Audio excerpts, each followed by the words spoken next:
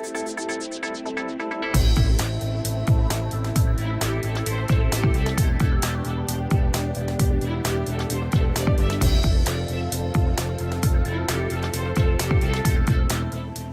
Retailers Association of India expects sales growth of about 15% this year, but the jewelry segment could clock in at 25% growth rate as more investors particularly bought up gold, diamonds, and other precious metals and gems.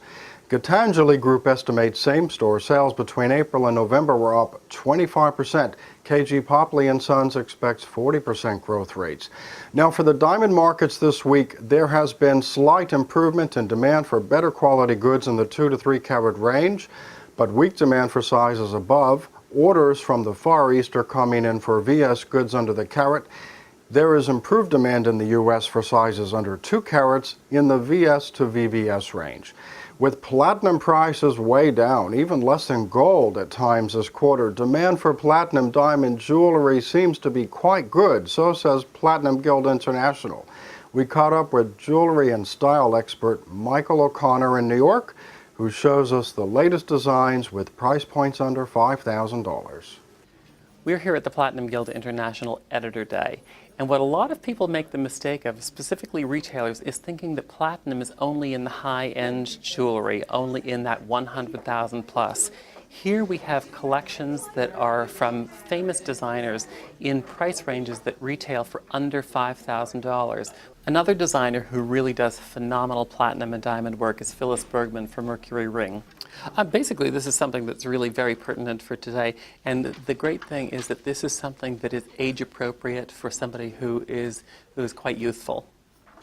This is a great pair of earrings, and the wonderful thing about this particular pair of earrings is that whether you're going out to shop or whether you're going out to work, they're going to be appropriate for every type of wearing. And the length of this particular earring is going to be really flattering for most face shapes.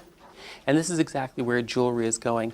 All of these pieces are under $5,000, and yet you have the high quality and purity of platinum set with diamonds. And these are great pieces to be worn every single day. And that's really the way you want to wear jewelry. You want to enjoy it every single day. And yet they're going to stand up to wearing for a lifetime.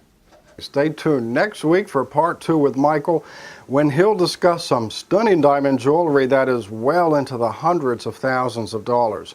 There is a new luxury show coming up in October 2009, Salon, Prive, Haute, Joaillerie, Dubai. It is an invitation-only event created by industry show veteran Nancy Robey and Tourette Middle East. Now, Dubai was chosen as host city for its proximity to emerging markets. Dubai, of course, is on its own an epicenter of wealth. It is a safe city and a free trade zone. We met with Nancy to learn what will set this show apart. Yes, there are other international trade shows. Actually, in the world, there are no high-end, by invitation only, niche events outside of the United States, that is, that serve a targeted group of retailers by invitation only and a targeted group of exhibitors, jewelry suppliers, designers, manufacturers, diamond companies. So nothing like that exists outside the United States. To bring together and facilitate new business opportunities with markets that are very viable.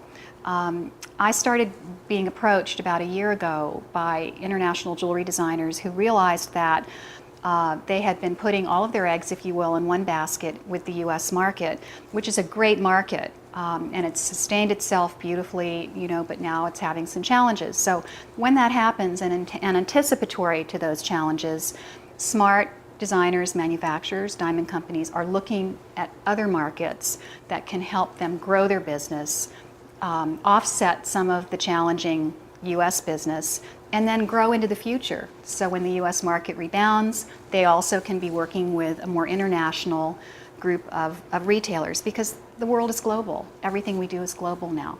Salon Prive Dubai is going to capitalize on those regions of the world that, according to Merrill Lynch's wealth report, are into conspicuous consumption, wearing their, showing their money, showing their wealth, because they're new markets, they're newly wealthy, and that's rather typical. So in Russia, in Eastern Europe, in the Middle East in particular, you see that around 32% of these quote-unquote investments of passion, which is jewelry, is worn as a conspicuous sign of their wealth and their status, and the fact that they do have and have accumulated this wealth.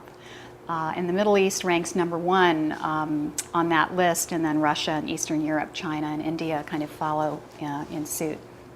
I actually picked the hotel. As you know, over the last 15 years, I've created high-end venues in the US and for Latin America and also in Europe. And whenever I do these very high-end by invitation only shows, I try to create an environment that's very conducive to networking. So I don't look for I don't go into a convention center. I don't go into a big, bustling hotel. I find an elite, high-end hotel that's intimate, where all of the retailers and all of the designers and exhibitors are together, and they stay together for 3 days. So the Madinat Jumeirah Hotel, which is part of the Jumeirah Group, and it's a 5-star hotel. It's very beautiful, right on the water. Has everything that we need to make the show successful and create that intimacy that is just so necessary for networking and introducing the new business opportunities to the exhibitors. In precious metals news this week to December 17th, gold is up 7% to $866.70 an ounce. Platinum gained 2% to $858 an ounce.